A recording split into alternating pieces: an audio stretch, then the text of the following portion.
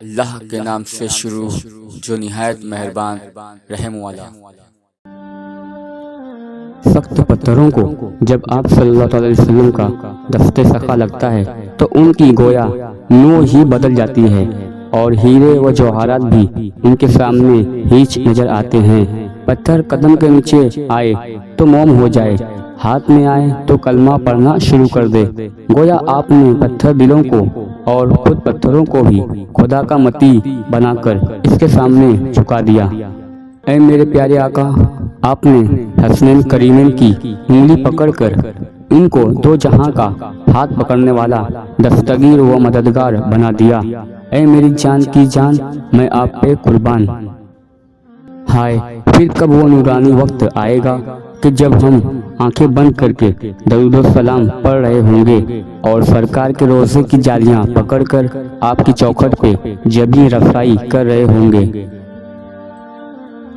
اے میرے پیارے آقا، آپ کے ہاتھ کی لکیریں ایسی دلکش ہیں کہ صحابہ کرام میں سے جس خوش نصیب نے آپ کے ہاتھ پر بیعت کی، پھر وہ آپ کے قدموں پہ قربان ہو گیا اور ساری زندگی آپ کے جمال کا قیدی رہا۔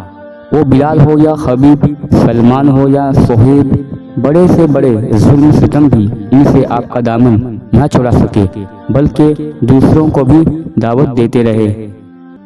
اے میرے اللہ، کب وہ مبارک لمحات آئیں گے کہ میں حوض کوثر کے کنارے پر تیرے محبوب کریم علیہ السلام جب مجھے جام کوثر اپنے ید اللہ والے نورانی گورے گورے ہاتھوں سے عطا فرمائیں تو میں ان کا دامن کرم پکڑوں اور بے ہوش ہو جاؤں۔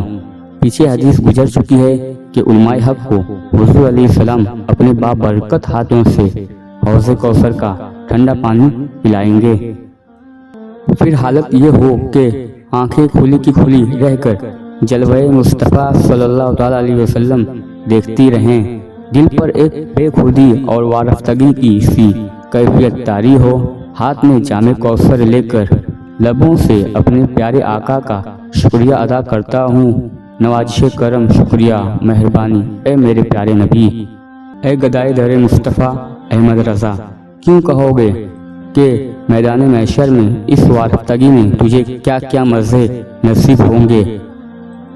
ناظرین کرام، جو خوش نصیب اللہ کے حبیب کی بارگاہ میں اس انداز سے تر لے لیتے ہیں، پھر ایک دن ایسا آتا ہے کہ حضور ان کو اپنے کرم کا جلوہ دکھاتے ہیں، اور جو بدبخت اکڑ جاتے ہیں یا آقا کریم علیہ السلام کے سچے عاشقوں پر دیوانگی و جنون کے فتوے لگا کر ان کے عشق رسول علیہ السلام کا مذاق اڑاتے ہیں، وہ اس دولت سے محروم ہی رہتے ہیں۔